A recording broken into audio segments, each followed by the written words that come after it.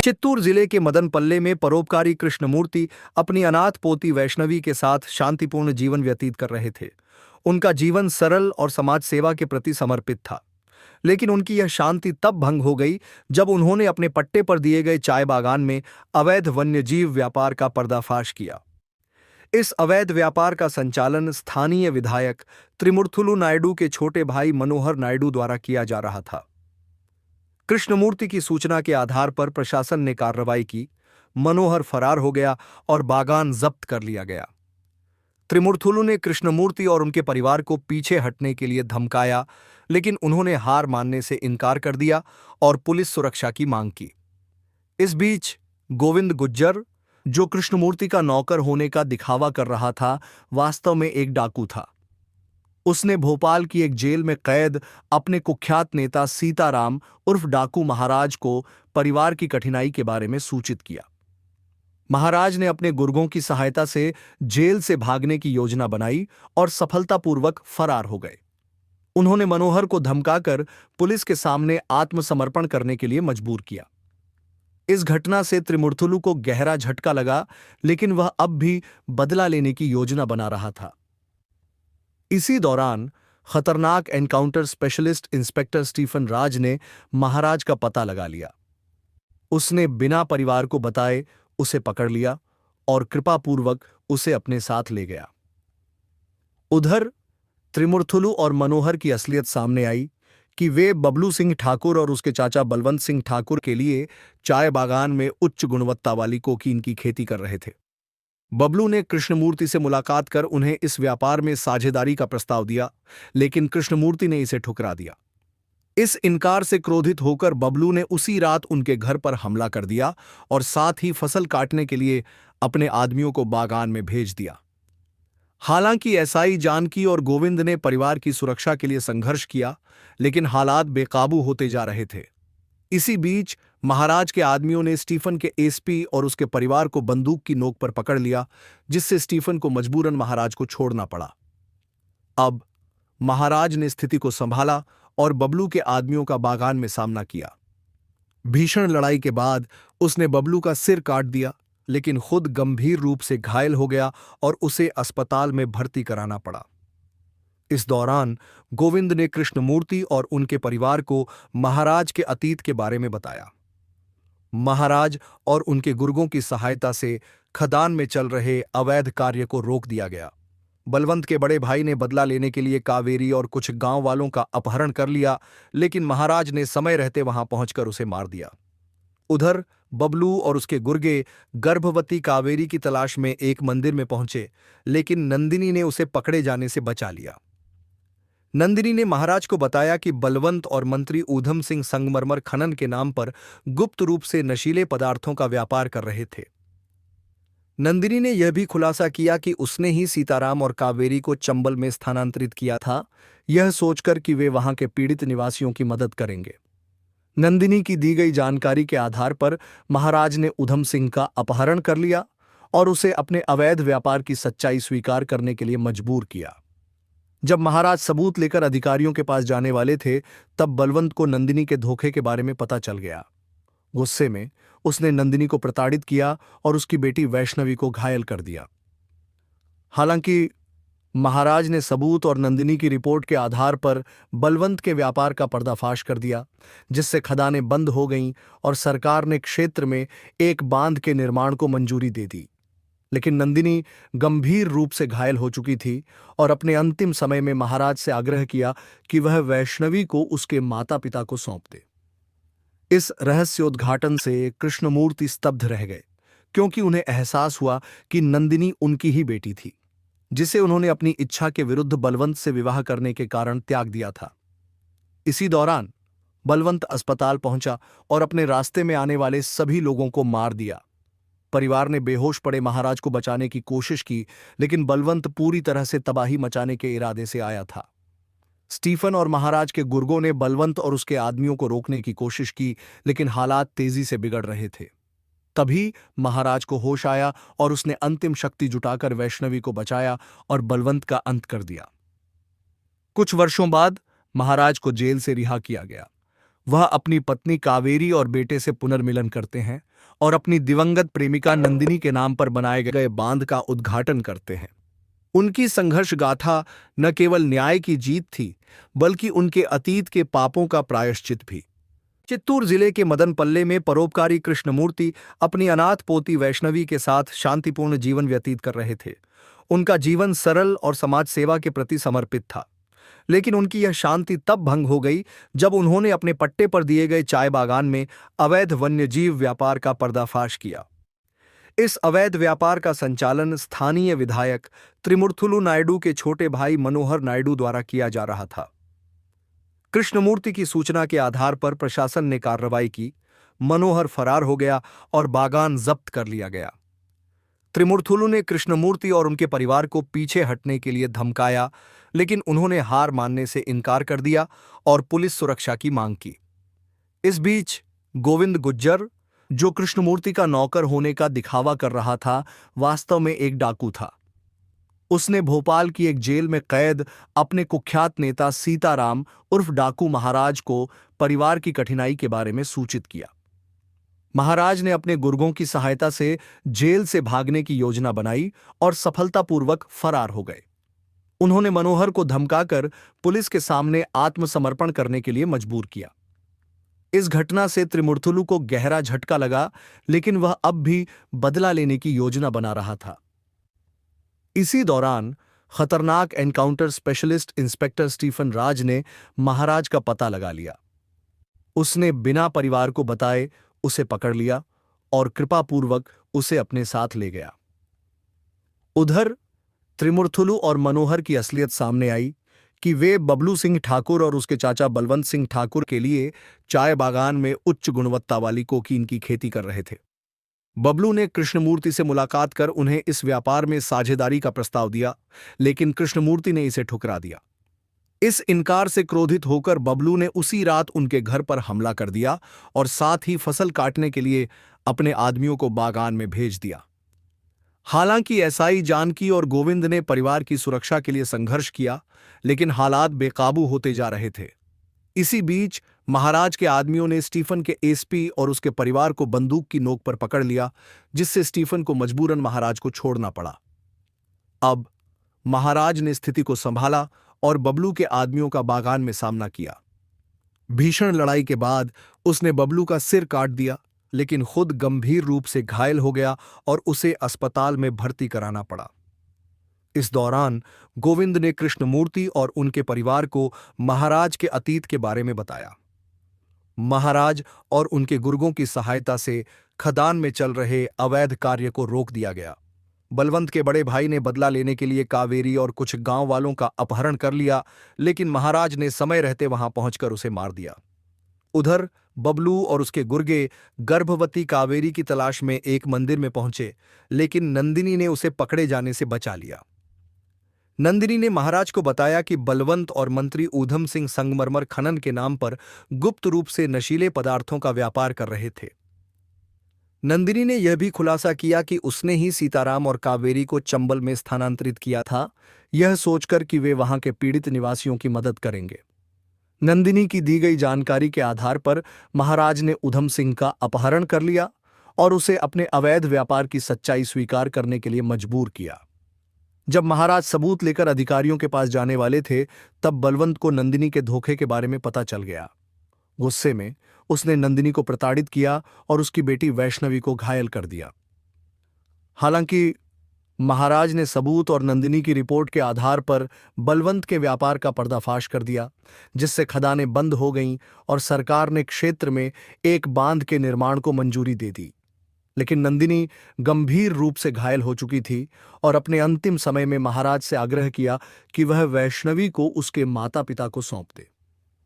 इस रहस्योद्घाटन से कृष्णमूर्ति स्तब्ध रह गए, क्योंकि उन्हें एहसास हुआ कि नंदिनी उनकी ही बेटी थी, जिसे उन्होंने अपनी इच्छा के विरुद्ध बलवंत से विवाह करने के कारण त्याग दिया था।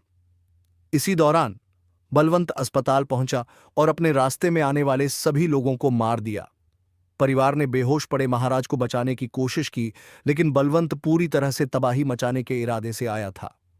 स्टीफन और महाराज के गुर्गों ने बलवंत और उसके आदमियों को रोकने की कोशिश की, लेकिन हालात तेजी से बिगड़ रहे थे। तभी महाराज को होश आया और उसने अंतिम शक्ति जुटाकर वैष्णवी को बचाया और बलवंत का अंत कर दिया। कुछ वर्षों बाद महाराज को जेल से रिहा किया गया।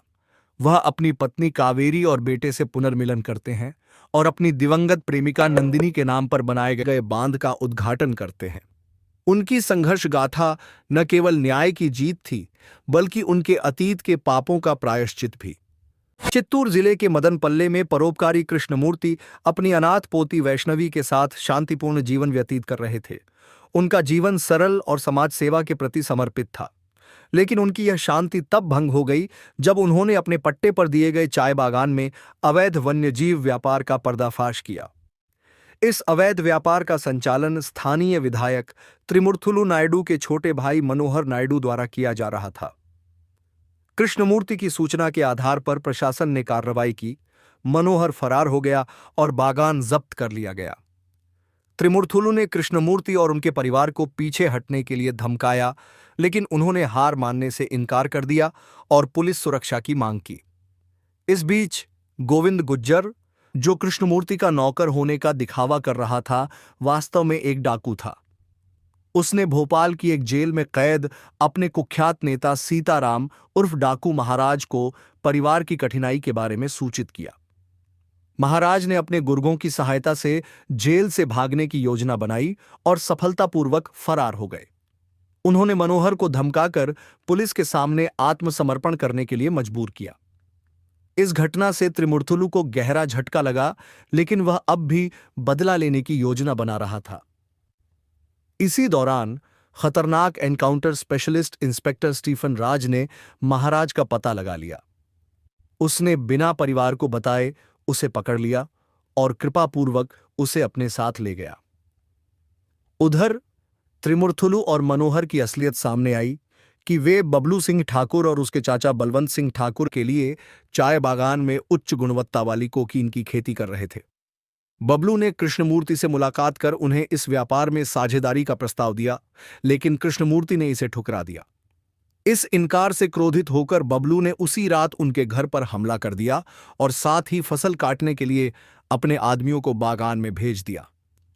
हालांकि एसआई जानकी और गोविंद ने परिवार की सुरक्षा के लिए संघर्ष किया, लेकिन हालात बेकाबू होते जा रहे थे। इसी बीच महाराज के आदमियों ने स्टीफन के एसपी और उसके परिवार को बंदूक की नोक पर पकड़ लिया, जिससे स्टीफन को मजबूरन महाराज को छोड़ना पड़ा। अब महाराज ने स्थिति को संभाला और बबलू के आदमियों का बागान में सामना किया। भीषण लड़ाई के बाद उसने बबलू का सिर काट दिया, लेकिन खुद गंभीर रूप से घायल हो गया और उसे अस्पताल में भर्ती कराना पड़ा।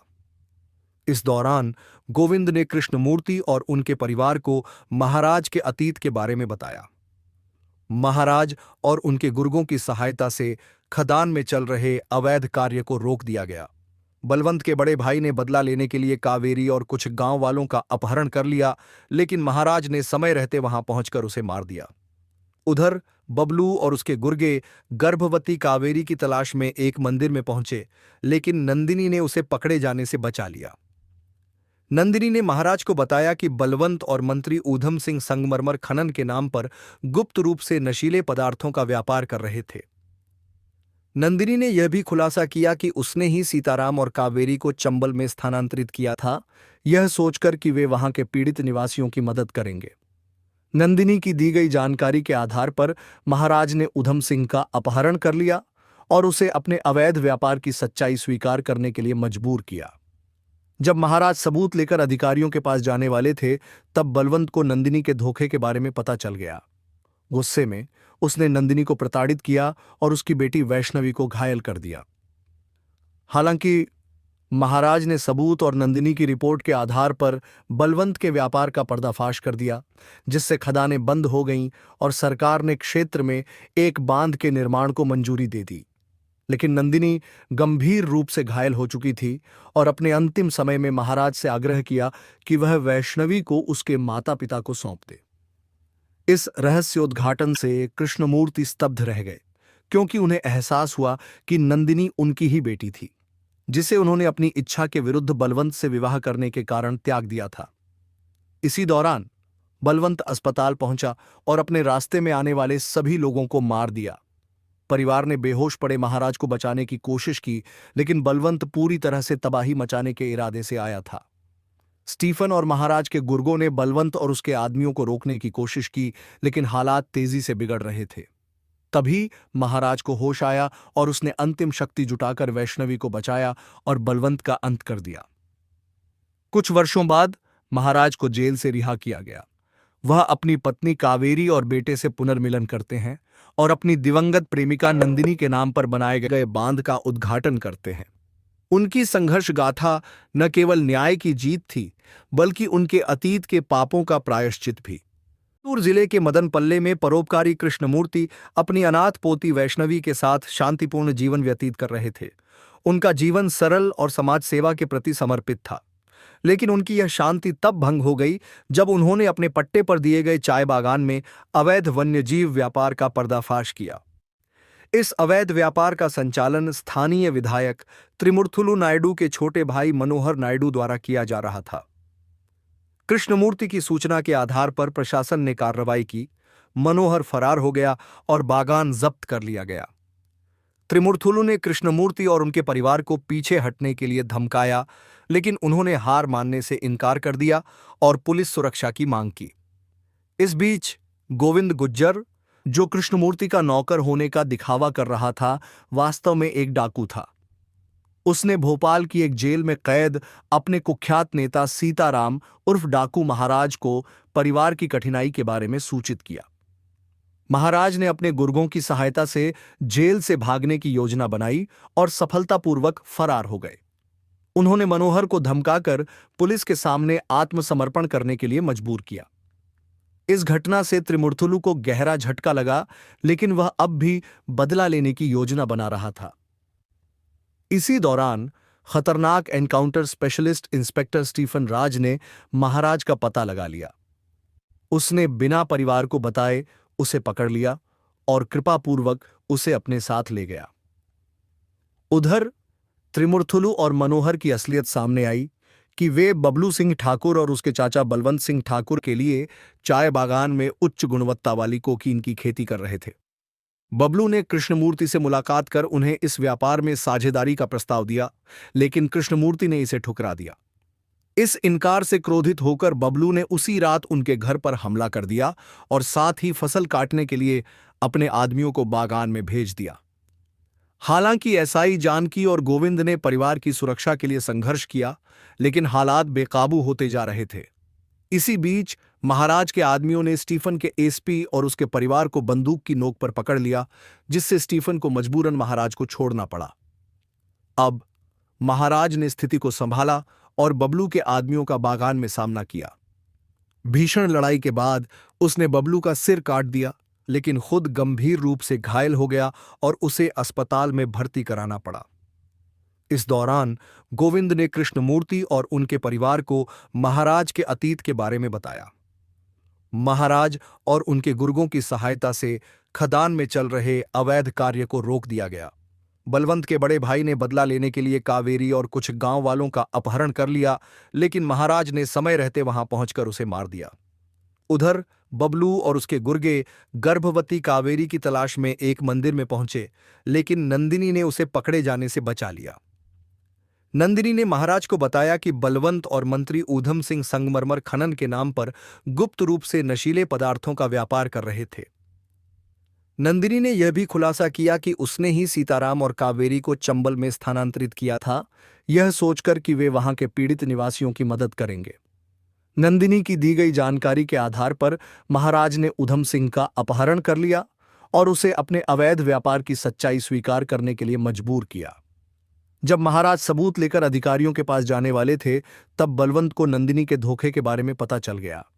गुस्से में उसने नंदिनी को प्रताड़ित किया और उसकी बेटी वैष्णवी को घायल कर दिया। हालांकि महाराज ने सबूत और नंदिनी की रिपोर्ट के आधार पर बलवंत के व्यापार का पर्दाफाश कर दिया, जिससे खदानें बंद हो गईं और सरकार ने क्षेत्र में एक बांध के निर्माण को मंजूरी दे दी। लेकिन नंदिनी गंभीर रूप से घायल हो चुकी थी और अपने अंतिम समय में महाराज से आग्रह किया कि वह वैष्णवी को उसके माता पिता को सौंप दे। इस रहस्योद्घाटन से कृष्णमूर्ति स्तब्ध रह गए, क्योंकि उन्हें एहसास हुआ कि नंदिनी उनकी ही बेटी थी, जिसे उन्होंने अपनी इच्छा के विरुद्ध बलवंत से विवाह करने के कारण त्याग दिया था। इसी दौरान बलवंत अस्पताल पहुंचा और अपने रास्ते में आने वाले सभी लोगों को मार दिया। परिवार ने बेहोश पड़े महाराज को बचाने की कोशिश की, लेकिन बलवंत पूरी तरह से तबाही मचाने के इरादे से आया था। स्टीफन और महाराज के गुर्गों ने बलवंत और उसके आदमियों को रोकने की कोशिश की, लेकिन हालात तेजी से बिगड़ रहे थे। तभी महाराज को होश आया और उसने अंतिम शक्ति जुटाकर वैष्णवी को बचाया और बलवंत का अंत कर दिया। कुछ वर्षों बाद महाराज को जेल से रिहा किया गया। वह अपनी पत्नी कावेरी और बेटे से पुनर्मिलन करते हैं और अपनी दिवंगत प्रेमिका नंदिनी के नाम पर बनाए गए बांध का उद्घाटन करते हैं। उनकी संघर्ष गाथा न केवल न्याय की जीत थी, बल्कि उनके अतीत के पापों का प्रायश्चित भी। जिले के मदनपल्ले में परोपकारी कृष्णमूर्ति अपनी अनाथ पोती वैष्णवी के साथ शांतिपूर्ण जीवन व्यतीत कर रहे थे। उनका जीवन सरल और समाज सेवा के प्रति समर्पित था, लेकिन उनकी यह शांति तब भंग हो गई जब उन्होंने अपने पट्टे पर दिए गए चाय बागान में अवैध वन्यजीव व्यापार का पर्दाफाश किया। इस अवैध व्यापार का संचालन स्थानीय विधायक त्रिमुर्थुलु नायडू के छोटे भाई मनोहर नायडू द्वारा किया जा रहा था। कृष्णमूर्ति की सूचना के आधार पर प्रशासन ने कार्रवाई की। मनोहर फरार हो गया और बागान जब्त कर लिया गया। त्रिमुर्थुलु ने कृष्णमूर्ति और उनके परिवार को पीछे हटने के लिए धमकाया, लेकिन उन्होंने हार मानने से इनकार कर दिया और पुलिस सुरक्षा की मांग की। इस बीच गोविंद गुज्जर, जो कृष्णमूर्ति का नौकर होने का दिखावा कर रहा था, वास्तव में एक डाकू था। उसने भोपाल की एक जेल में कैद अपने कुख्यात नेता सीताराम उर्फ डाकू महाराज को परिवार की कठिनाई के बारे में सूचित किया। महाराज ने अपने गुर्गों की सहायता से जेल से भागने की योजना बनाई और सफलतापूर्वक फरार हो गए। उन्होंने मनोहर को धमकाकर पुलिस के सामने आत्मसमर्पण करने के लिए मजबूर किया। इस घटना से त्रिमुर्थुलु को गहरा झटका लगा, लेकिन वह अब भी बदला लेने की योजना बना रहा था। इसी दौरान खतरनाक एनकाउंटर स्पेशलिस्ट इंस्पेक्टर स्टीफन राज ने महाराज का पता लगा लिया। उसने बिना परिवार को बताए उसे पकड़ लिया और कृपापूर्वक उसे अपने साथ ले गया। उधर त्रिमुर्थुलु और मनोहर की असलियत सामने आई कि वे बबलू सिंह ठाकुर और उसके चाचा बलवंत सिंह ठाकुर के लिए चाय बागान में उच्च गुणवत्ता वाली कोकीन की खेती कर रहे थे। बबलू ने कृष्णमूर्ति से मुलाकात कर उन्हें इस व्यापार में साझेदारी का प्रस्ताव दिया, लेकिन कृष्णमूर्ति ने इसे ठुकरा दिया।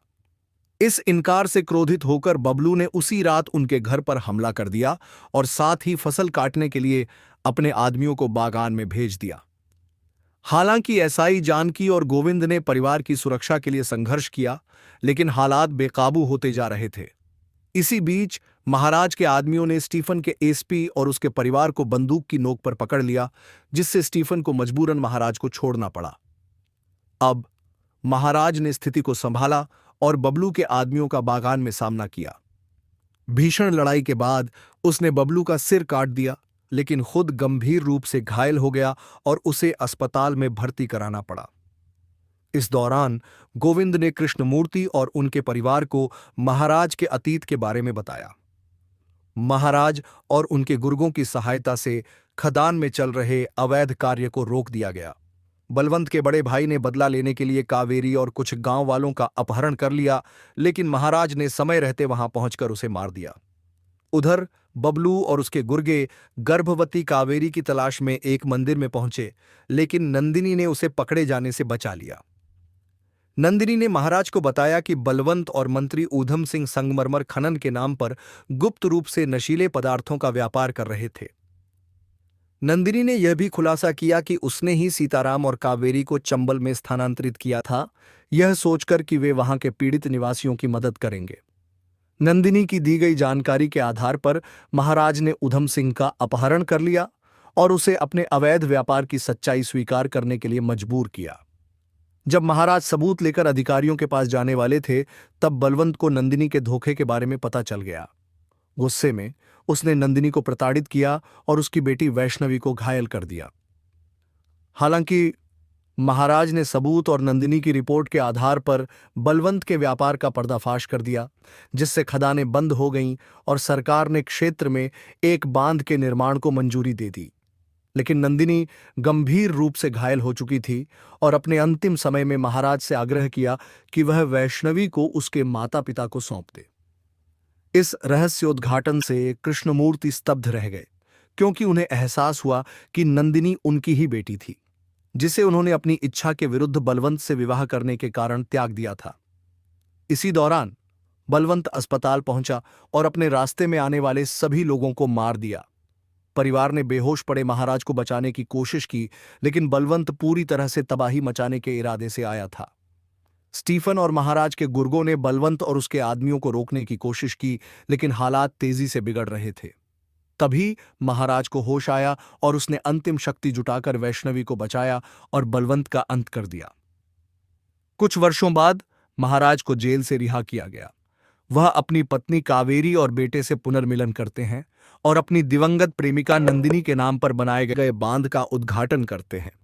उनकी संघर्ष गाथा न केवल न्याय की जीत थी, बल्कि उनके अतीत के पापों का प्रायश्चित भी। चित्तूर जिले के मदनपल्ले में परोपकारी कृष्णमूर्ति अपनी अनाथ पोती वैष्णवी के साथ शांतिपूर्ण जीवन व्यतीत कर रहे थे। उनका जीवन सरल और समाज सेवा के प्रति समर्पित था, लेकिन उनकी यह शांति तब भंग हो गई जब उन्होंने अपने पट्टे पर दिए गए चाय बागान में अवैध वन्यजीव व्यापार का पर्दाफाश किया। इस अवैध व्यापार का संचालन स्थानीय विधायक त्रिमुर्थुलु नायडू के छोटे भाई मनोहर नायडू द्वारा किया जा रहा था। कृष्णमूर्ति की सूचना के आधार पर प्रशासन ने कार्रवाई की। मनोहर फरार हो गया और बागान जब्त कर लिया गया। त्रिमुर्थुलु ने कृष्णमूर्ति और उनके परिवार को पीछे हटने के लिए धमकाया, लेकिन उन्होंने हार मानने से इनकार कर दिया और पुलिस सुरक्षा की मांग की। इस बीच गोविंद गुज्जर, जो कृष्णमूर्ति का नौकर होने का दिखावा कर रहा था, वास्तव में एक डाकू था। उसने भोपाल की एक जेल में कैद अपने कुख्यात नेता सीताराम उर्फ डाकू महाराज को परिवार की कठिनाई के बारे में सूचित किया। महाराज ने अपने गुर्गों की सहायता से जेल से भागने की योजना बनाई और सफलतापूर्वक फरार हो गए।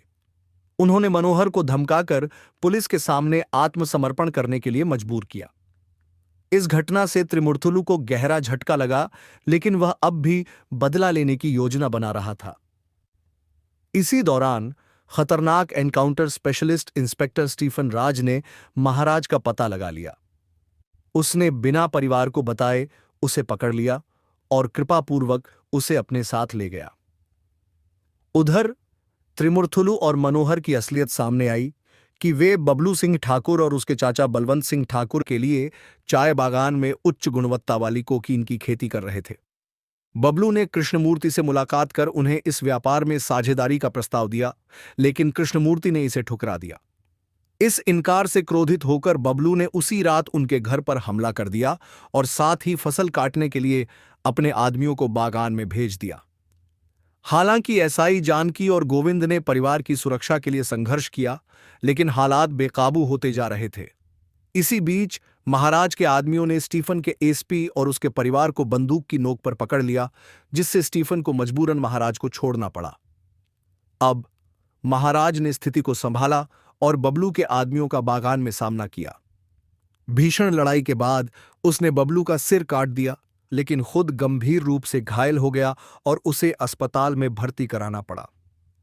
इस दौरान गोविंद ने कृष्णमूर्ति और उनके परिवार को महाराज के अतीत के बारे में बताया। महाराज और उनके गुर्गों की सहायता से खदान में चल रहे अवैध कार्य को रोक दिया गया। बलवंत के बड़े भाई ने बदला लेने के लिए कावेरी और कुछ गांव वालों का अपहरण कर लिया, लेकिन महाराज ने समय रहते वहां पहुंचकर उसे मार दिया।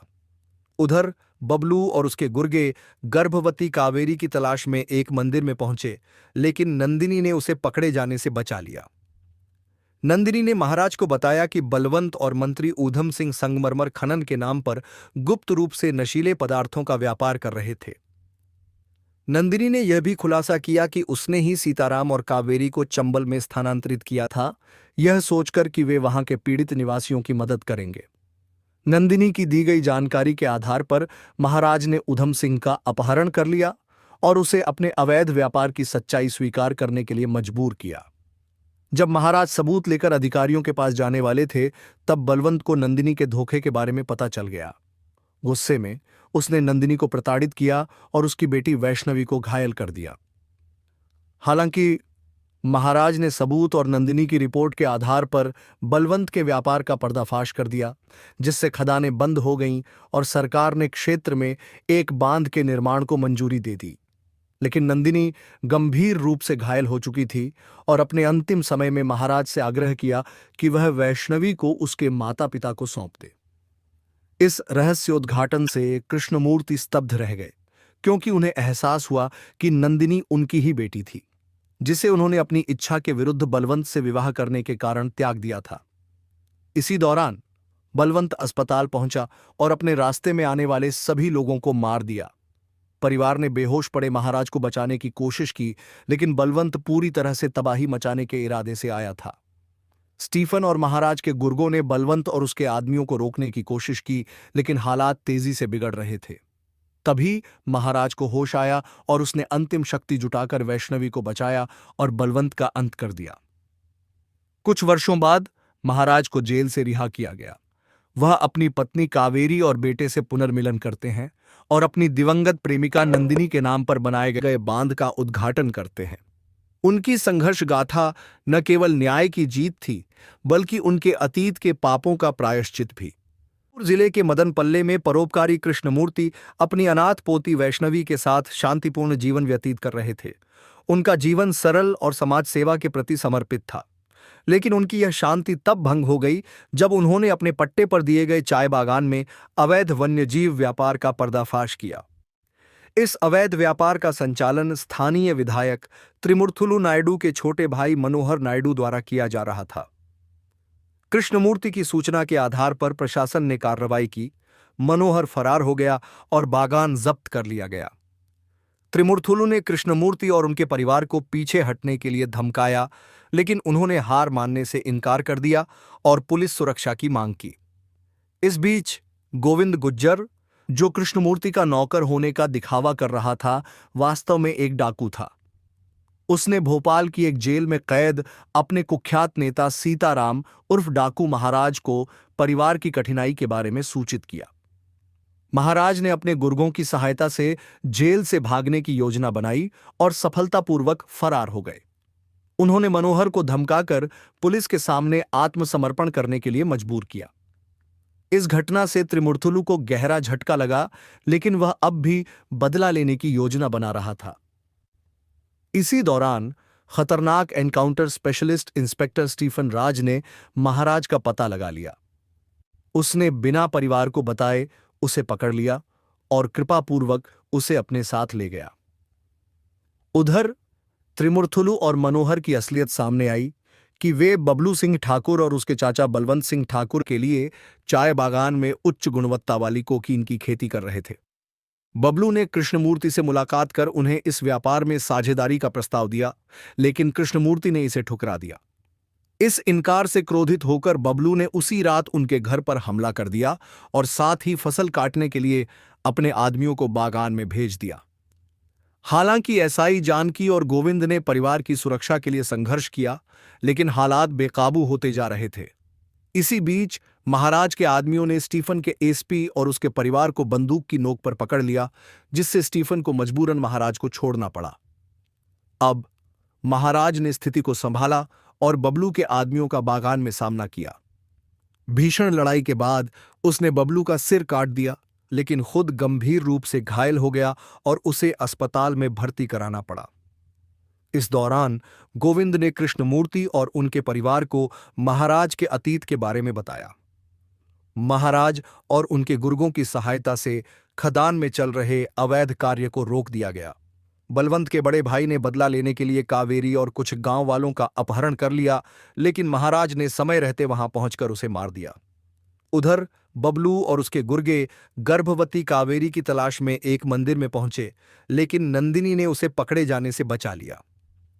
नंदिनी ने महाराज को बताया कि बलवंत और मंत्री ऊधम सिंह संगमरमर खनन के नाम पर गुप्त रूप से नशीले पदार्थों का व्यापार कर रहे थे। नंदिनी ने यह भी खुलासा किया कि उसने ही सीताराम और कावेरी को चंबल में स्थानांतरित किया था, यह सोचकर कि वे वहां के पीड़ित निवासियों की मदद करेंगे। नंदिनी की दी गई जानकारी के आधार पर महाराज ने उधम सिंह का अपहरण कर लिया और उसे अपने अवैध व्यापार की सच्चाई स्वीकार करने के लिए मजबूर किया। जब महाराज सबूत लेकर अधिकारियों के पास जाने वाले थे, तब बलवंत को नंदिनी के धोखे के बारे में पता चल गया। गुस्से में उसने नंदिनी को प्रताड़ित किया और उसकी बेटी वैष्णवी को घायल कर दिया।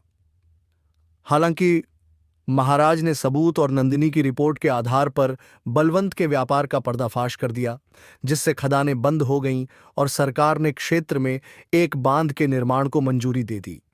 लेकिन नंदिनी गंभीर रूप से घायल हो चुकी थी और अपने अंतिम समय में महाराज से आग्रह किया कि वह वैष्णवी को उसके माता पिता को सौंप दे।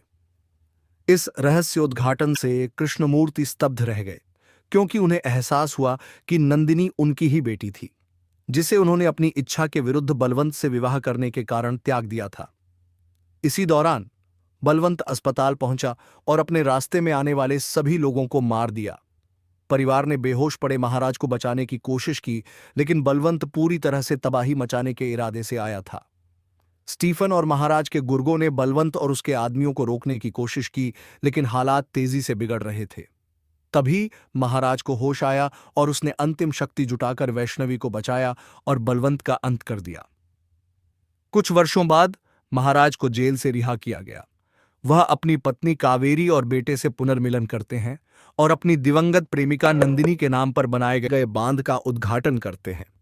उनकी संघर्ष गाथा न केवल न्याय की जीत थी, बल्कि उनके अतीत के पापों का प्रायश्चित भी। चित्तूर जिले के मदनपल्ले में परोपकारी कृष्णमूर्ति अपनी अनाथ पोती वैष्णवी के साथ शांतिपूर्ण जीवन व्यतीत कर रहे थे। उनका जीवन सरल और समाज सेवा के प्रति समर्पित था, लेकिन उनकी यह शांति तब भंग हो गई जब उन्होंने अपने पट्टे पर दिए गए चाय बागान में अवैध वन्यजीव व्यापार का पर्दाफाश किया।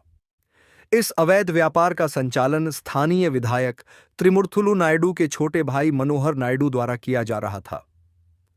कृष्णमूर्ति की सूचना के आधार पर प्रशासन ने कार्रवाई की। मनोहर फरार हो गया और बागान जब्त कर लिया गया। त्रिमुर्थुलु ने कृष्णमूर्ति और उनके परिवार को पीछे हटने के लिए धमकाया, लेकिन उन्होंने हार मानने से इनकार कर दिया और पुलिस सुरक्षा की मांग की।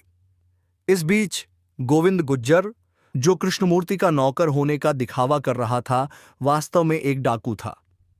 उसने भोपाल की एक जेल में कैद अपने कुख्यात नेता सीताराम उर्फ डाकू महाराज को परिवार की कठिनाई के बारे में सूचित किया। महाराज ने अपने गुर्गों की सहायता से जेल से भागने की योजना बनाई और सफलतापूर्वक फरार हो गए।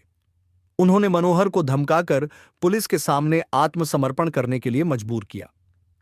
इस घटना से त्रिमुर्थुलु को गहरा झटका लगा, लेकिन वह अब भी बदला लेने की योजना बना रहा था। इसी दौरान खतरनाक एनकाउंटर स्पेशलिस्ट इंस्पेक्टर स्टीफन राज ने महाराज का पता लगा लिया। उसने बिना परिवार को बताए उसे पकड़ लिया और कृपापूर्वक उसे अपने साथ ले गया। उधर त्रिमुर्थुलु और मनोहर की असलियत सामने आई कि वे बबलू सिंह ठाकुर और उसके चाचा बलवंत सिंह ठाकुर के लिए चाय बागान में उच्च गुणवत्ता वाली कोकीन की खेती कर रहे थे। बबलू ने कृष्णमूर्ति से मुलाकात कर उन्हें इस व्यापार में साझेदारी का प्रस्ताव दिया, लेकिन कृष्णमूर्ति ने इसे ठुकरा दिया। इस इनकार से क्रोधित होकर बबलू ने उसी रात उनके घर पर हमला कर दिया और साथ ही फसल काटने के लिए अपने आदमियों को बागान में भेज दिया। हालांकि एसआई जानकी और गोविंद ने परिवार की सुरक्षा के लिए संघर्ष किया, लेकिन हालात बेकाबू होते जा रहे थे। इसी बीच महाराज के आदमियों ने स्टीफन के एसपी और उसके परिवार को बंदूक की नोक पर पकड़ लिया, जिससे स्टीफन को मजबूरन महाराज को छोड़ना पड़ा। अब महाराज ने स्थिति को संभाला और बबलू के आदमियों का बागान में सामना किया। भीषण लड़ाई के बाद उसने बबलू का सिर काट दिया, लेकिन खुद गंभीर रूप से घायल हो गया और उसे अस्पताल में भर्ती कराना पड़ा। इस दौरान गोविंद ने कृष्णमूर्ति और उनके परिवार को महाराज के अतीत के बारे में बताया। महाराज और उनके गुर्गों की सहायता से खदान में चल रहे अवैध कार्य को रोक दिया गया। बलवंत के बड़े भाई ने बदला लेने के लिए कावेरी और कुछ गांव वालों का अपहरण कर लिया, लेकिन महाराज ने समय रहते वहां पहुंचकर उसे मार दिया। उधर बबलू और उसके गुर्गे गर्भवती कावेरी की तलाश में एक मंदिर में पहुंचे, लेकिन नंदिनी ने उसे पकड़े जाने से बचा लिया। नंदिनी ने महाराज को बताया कि बलवंत और मंत्री ऊधम सिंह संगमरमर खनन के नाम पर गुप्त रूप से नशीले पदार्थों का व्यापार कर रहे थे। नंदिनी ने यह भी खुलासा किया कि उसने ही सीताराम और कावेरी को चंबल में स्थानांतरित किया था, यह सोचकर कि वे वहां के पीड़ित निवासियों की मदद करेंगे। नंदिनी की दी गई जानकारी के आधार पर महाराज ने ऊधम सिंह का अपहरण कर लिया और उसे अपने अवैध व्यापार की सच्चाई स्वीकार करने के लिए मजबूर किया। जब महाराज सबूत लेकर अधिकारियों के पास जाने वाले थे, तब बलवंत को नंदिनी के धोखे के बारे में पता चल गया। गुस्से में उसने नंदिनी को प्रताड़ित किया और उसकी बेटी वैष्णवी को घायल कर दिया। हालांकि महाराज ने सबूत और नंदिनी की रिपोर्ट के आधार पर बलवंत के व्यापार का पर्दाफाश कर दिया, जिससे खदानें बंद हो गईं और सरकार ने क्षेत्र में एक बांध के निर्माण को मंजूरी दे दी। लेकिन नंदिनी गंभीर रूप से घायल हो चुकी थी और अपने अंतिम समय में महाराज से आग्रह किया कि वह वैष्णवी को उसके माता पिता को सौंप दे। इस रहस्योद्घाटन से कृष्णमूर्ति स्तब्ध रह गए, क्योंकि उन्हें एहसास हुआ कि नंदिनी उनकी ही बेटी थी, जिसे उन्होंने अपनी इच्छा के विरुद्ध बलवंत से विवाह करने के कारण त्याग दिया था।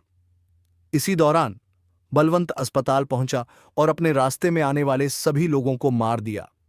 परिवार ने बेहोश पड़े महाराज को बचाने की कोशिश की, लेकिन बलवंत पूरी तरह से तबाही मचाने के इरादे से आया था। स्टीफन और महाराज के गुर्गों ने बलवंत और उसके आदमियों को रोकने की कोशिश की, लेकिन हालात तेजी से बिगड़ रहे थे। तभी महाराज को होश आया और उसने अंतिम शक्ति जुटाकर वैष्णवी को बचाया और बलवंत का अंत कर दिया। कुछ वर्षों बाद महाराज को जेल से रिहा किया गया। वह अपनी पत्नी कावेरी और बेटे से पुनर्मिलन करते हैं और अपनी दिवंगत प्रेमिका नंदिनी के नाम पर बनाए गए बांध का उद्घाटन करते हैं। उनकी संघर्ष गाथा न केवल न्याय की जीत थी, बल्कि उनके अतीत के पापों का प्रायश्चित भी। चित्तूर जिले के मदनपल्ले में परोपकारी कृष्णमूर्ति अपनी अनाथ पोती वैष्णवी के साथ शांतिपूर्ण जीवन व्यतीत कर रहे थे। उनका जीवन सरल और समाज सेवा के प्रति समर्पित था, लेकिन उनकी यह शांति तब भंग हो गई जब उन्होंने अपने पट्टे पर दिए गए चाय बागान में अवैध वन्यजीव व्यापार का पर्दाफाश किया। इस अवैध व्यापार का संचालन स्थानीय विधायक त्रिमुर्थुलु नायडू के छोटे भाई मनोहर नायडू द्वारा किया जा रहा था।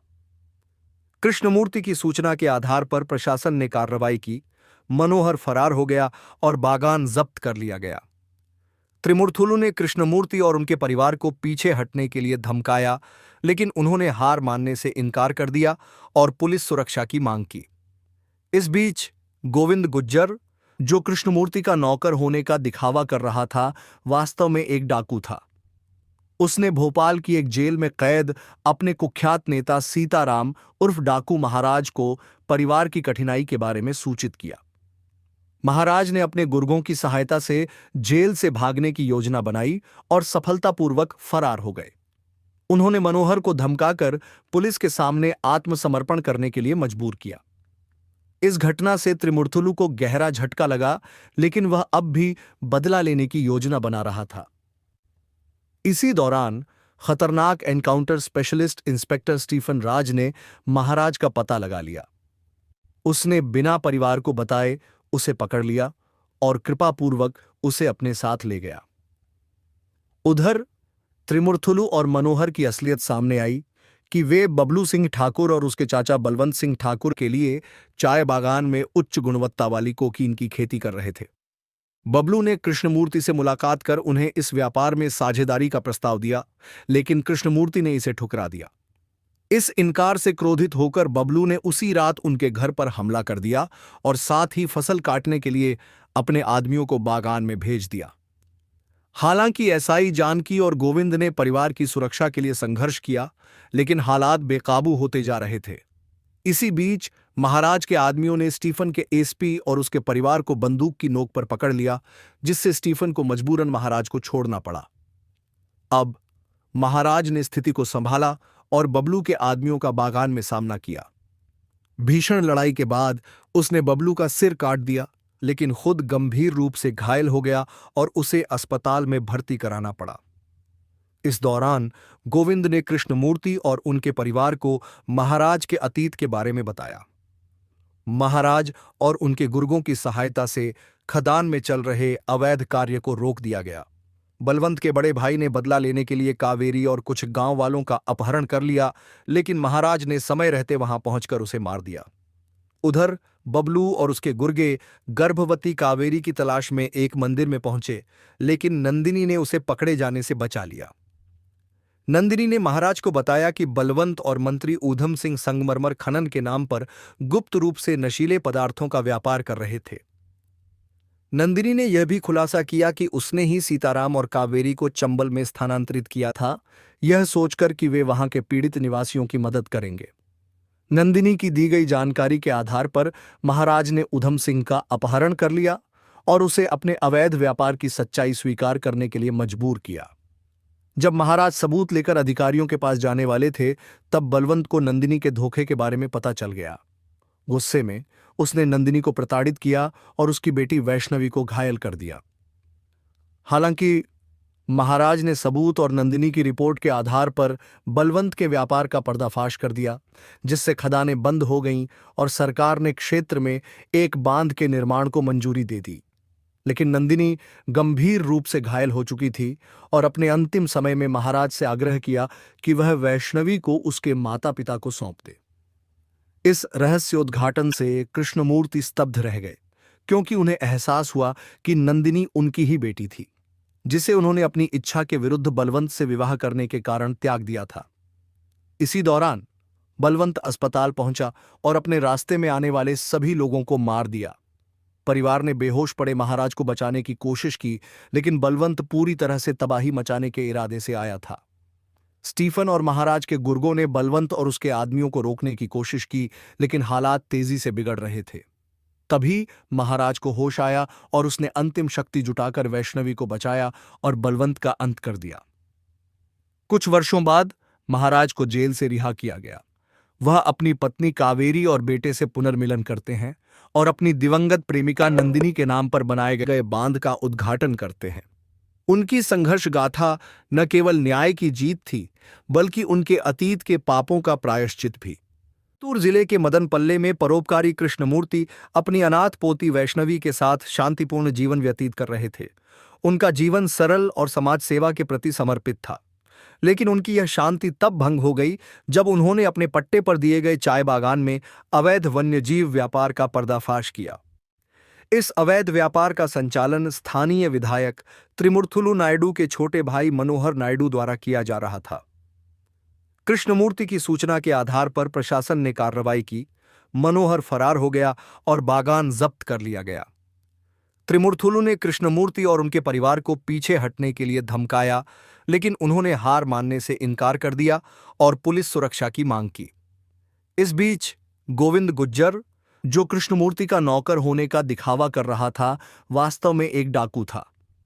उसने भोपाल की एक जेल में कैद अपने कुख्यात नेता सीताराम उर्फ डाकू महाराज को परिवार की कठिनाई के बारे में सूचित किया। महाराज ने अपने गुर्गों की सहायता से जेल से भागने की योजना बनाई और सफलतापूर्वक फरार हो गए। उन्होंने मनोहर को धमकाकर पुलिस के सामने आत्मसमर्पण करने के लिए मजबूर किया। इस घटना से त्रिमुर्थुलु को गहरा झटका लगा, लेकिन वह अब भी बदला लेने की योजना बना रहा था। इसी दौरान खतरनाक एनकाउंटर स्पेशलिस्ट इंस्पेक्टर स्टीफन राज ने महाराज का पता लगा लिया। उसने बिना परिवार को बताए उसे पकड़ लिया और कृपापूर्वक उसे अपने साथ ले गया। उधर त्रिमुर्थुलु और मनोहर की असलियत सामने आई कि वे बबलू सिंह ठाकुर और उसके चाचा बलवंत सिंह ठाकुर के लिए चाय बागान में उच्च गुणवत्ता वाली कोकीन की खेती कर रहे थे। बबलू ने कृष्णमूर्ति से मुलाकात कर उन्हें इस व्यापार में साझेदारी का प्रस्ताव दिया, लेकिन कृष्णमूर्ति ने इसे ठुकरा दिया। इस इनकार से क्रोधित होकर बबलू ने उसी रात उनके घर पर हमला कर दिया और साथ ही फसल काटने के लिए अपने आदमियों को बागान में भेज दिया। हालांकि एसआई जानकी और गोविंद ने परिवार की सुरक्षा के लिए संघर्ष किया, लेकिन हालात बेकाबू होते जा रहे थे। इसी बीच महाराज के आदमियों ने स्टीफन के एसपी और उसके परिवार को बंदूक की नोक पर पकड़ लिया, जिससे स्टीफन को मजबूरन महाराज को छोड़ना पड़ा। अब महाराज ने स्थिति को संभाला और बबलू के आदमियों का बागान में सामना किया। भीषण लड़ाई के बाद उसने बबलू का सिर काट दिया लेकिन खुद गंभीर रूप से घायल हो गया और उसे अस्पताल में भर्ती कराना पड़ा। इस दौरान गोविंद ने कृष्णमूर्ति और उनके परिवार को महाराज के अतीत के बारे में बताया। महाराज और उनके गुर्गों की सहायता से खदान में चल रहे अवैध कार्य को रोक दिया गया। बलवंत के बड़े भाई ने बदला लेने के लिए कावेरी और कुछ गांव वालों का अपहरण कर लिया, लेकिन महाराज ने समय रहते वहां पहुंचकर उसे मार दिया। उधर बबलू और उसके गुर्गे गर्भवती कावेरी की तलाश में एक मंदिर में पहुंचे, लेकिन नंदिनी ने उसे पकड़े जाने से बचा लिया। नंदिनी ने महाराज को बताया कि बलवंत और मंत्री ऊधम सिंह संगमरमर खनन के नाम पर गुप्त रूप से नशीले पदार्थों का व्यापार कर रहे थे। नंदिनी ने यह भी खुलासा किया कि उसने ही सीताराम और कावेरी को चंबल में स्थानांतरित किया था, यह सोचकर कि वे वहां के पीड़ित निवासियों की मदद करेंगे। नंदिनी की दी गई जानकारी के आधार पर महाराज ने ऊधम सिंह का अपहरण कर लिया और उसे अपने अवैध व्यापार की सच्चाई स्वीकार करने के लिए मजबूर किया।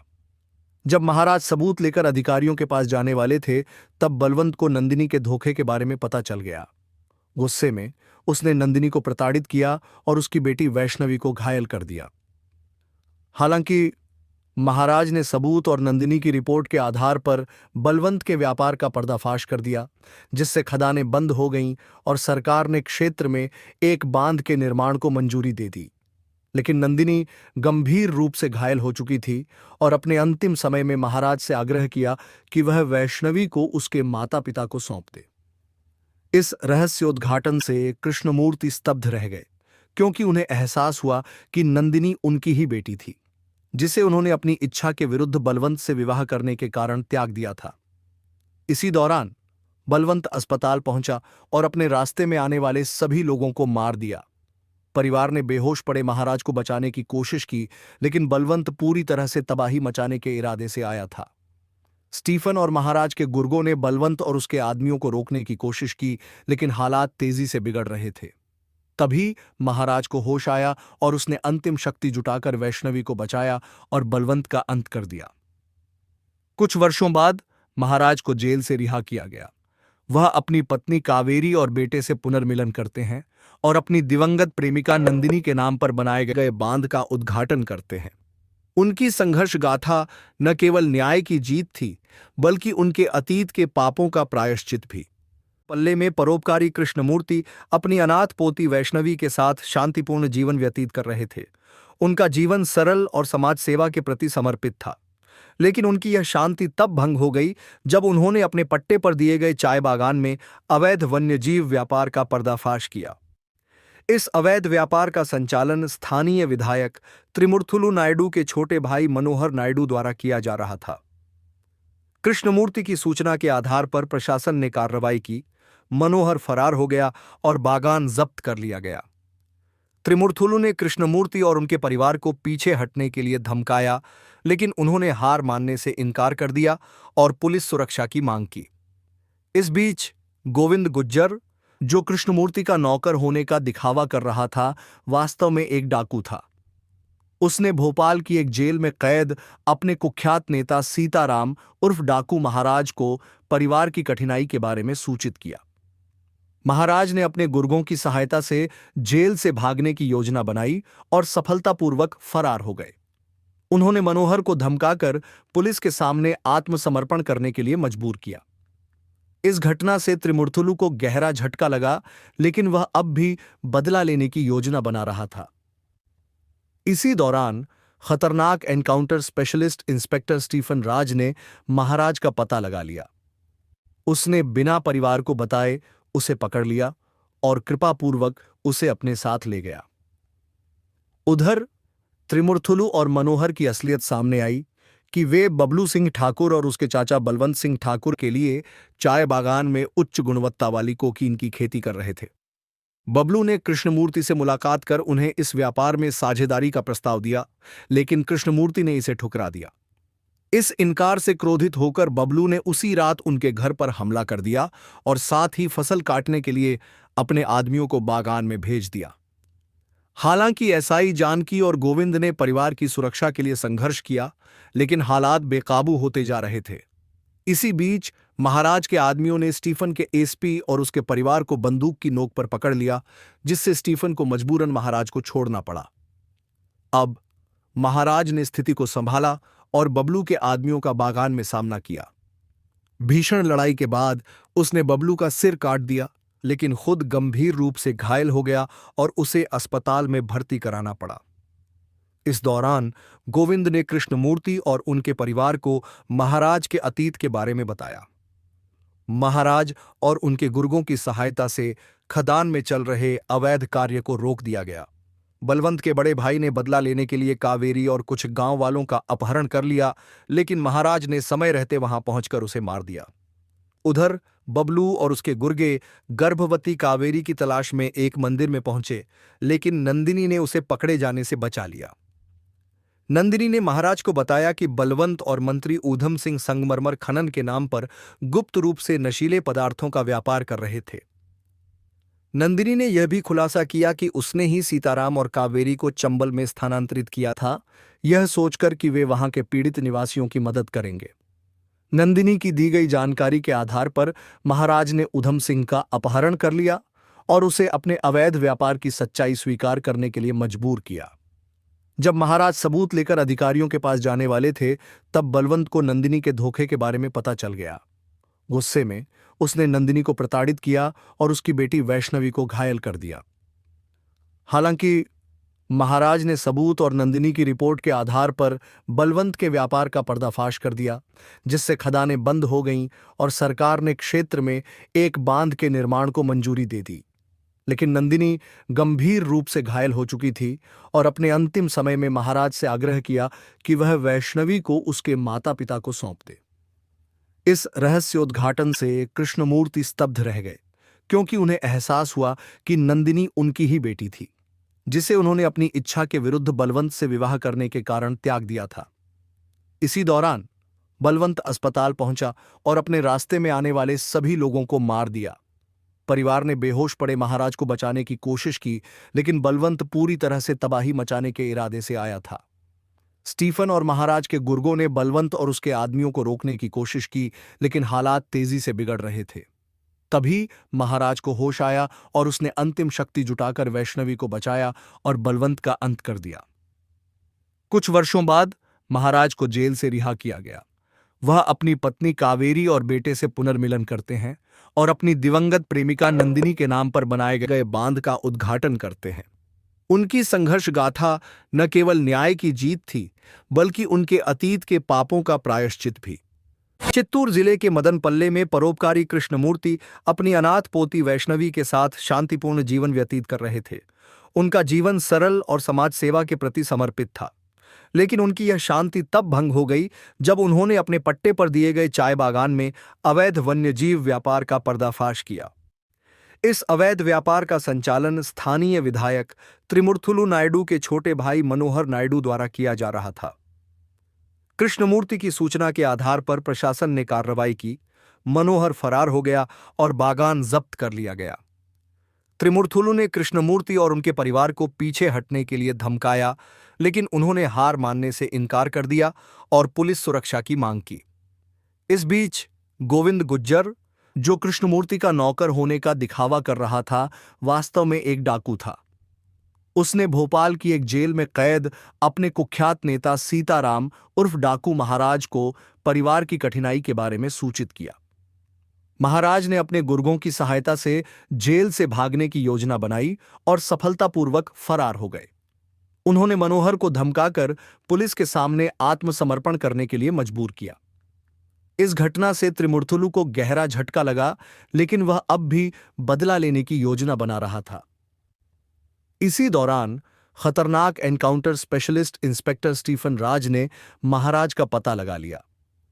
उसने बिना परिवार को बताए उसे पकड़ लिया और कृपापूर्वक उसे अपने साथ ले गया। उधर त्रिमुर्थुलु और मनोहर की असलियत सामने आई कि वे बबलू सिंह ठाकुर और उसके चाचा बलवंत सिंह ठाकुर के लिए चाय बागान में उच्च गुणवत्ता वाली कोकीन की खेती कर रहे थे। बबलू ने कृष्णमूर्ति से मुलाकात कर उन्हें इस व्यापार में साझेदारी का प्रस्ताव दिया, लेकिन कृष्णमूर्ति ने इसे ठुकरा दिया। इस इनकार से क्रोधित होकर बबलू ने उसी रात उनके घर पर हमला कर दिया और साथ ही फसल काटने के लिए अपने आदमियों को बागान में भेज दिया। हालांकि एसआई जानकी और गोविंद ने परिवार की सुरक्षा के लिए संघर्ष किया, लेकिन हालात बेकाबू होते जा रहे थे।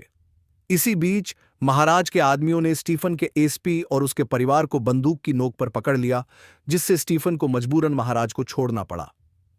अब महाराज ने स्थिति को संभाला और बबलू के आदमियों का बागान में सामना किया।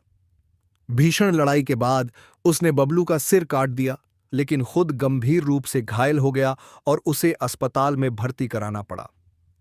इस दौरान गोविंद ने कृष्णमूर्ति और उनके परिवार को महाराज के अतीत के बारे में बताया। महाराज और उनके गुर्गों की सहायता से खदान में चल रहे अवैध कार्य को रोक दिया गया। बलवंत के बड़े भाई ने बदला लेने के लिए कावेरी और कुछ गांव वालों का अपहरण कर लिया, लेकिन महाराज ने समय रहते वहां पहुंचकर उसे मार दिया। उधर बबलू और उसके गुर्गे गर्भवती कावेरी की तलाश में एक मंदिर में पहुंचे, लेकिन नंदिनी ने उसे पकड़े जाने से बचा लिया। नंदिनी ने महाराज को बताया कि बलवंत और मंत्री ऊधम सिंह संगमरमर खनन के नाम पर गुप्त रूप से नशीले पदार्थों का व्यापार कर रहे थे। नंदिनी ने यह भी खुलासा किया कि उसने ही सीताराम और कावेरी को चंबल में स्थानांतरित किया था, यह सोचकर कि वे वहां के पीड़ित निवासियों की मदद करेंगे। नंदिनी की दी गई जानकारी के आधार पर महाराज ने ऊधम सिंह का अपहरण कर लिया और उसे अपने अवैध व्यापार की सच्चाई स्वीकार करने के लिए मजबूर किया। जब महाराज सबूत लेकर अधिकारियों के पास जाने वाले थे, तब बलवंत को नंदिनी के धोखे के बारे में पता चल गया। गुस्से में उसने नंदिनी को प्रताड़ित किया और उसकी बेटी वैष्णवी को घायल कर दिया। हालांकि महाराज ने सबूत और नंदिनी की रिपोर्ट के आधार पर बलवंत के व्यापार का पर्दाफाश कर दिया, जिससे खदानें बंद हो गईं और सरकार ने क्षेत्र में एक बांध के निर्माण को मंजूरी दे दी। लेकिन नंदिनी गंभीर रूप से घायल हो चुकी थी और अपने अंतिम समय में महाराज से आग्रह किया कि वह वैष्णवी को उसके माता पिता को सौंप दे। इस रहस्योद्घाटन से कृष्णमूर्ति स्तब्ध रह गए, क्योंकि उन्हें एहसास हुआ कि नंदिनी उनकी ही बेटी थी, जिसे उन्होंने अपनी इच्छा के विरुद्ध बलवंत से विवाह करने के कारण त्याग दिया था।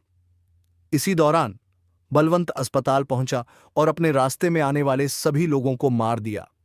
परिवार ने बेहोश पड़े महाराज को बचाने की कोशिश की, लेकिन बलवंत पूरी तरह से तबाही मचाने के इरादे से आया था। स्टीफन और महाराज के गुर्गों ने बलवंत और उसके आदमियों को रोकने की कोशिश की, लेकिन हालात तेजी से बिगड़ रहे थे। तभी महाराज को होश आया और उसने अंतिम शक्ति जुटाकर वैष्णवी को बचाया और बलवंत का अंत कर दिया। कुछ वर्षों बाद महाराज को जेल से रिहा किया गया। वह अपनी पत्नी कावेरी और बेटे से पुनर्मिलन करते हैं और अपनी दिवंगत प्रेमिका नंदिनी के नाम पर बनाए गए बांध का उद्घाटन करते हैं। उनकी संघर्ष गाथा न केवल न्याय की जीत थी, बल्कि उनके अतीत के पापों का प्रायश्चित भी।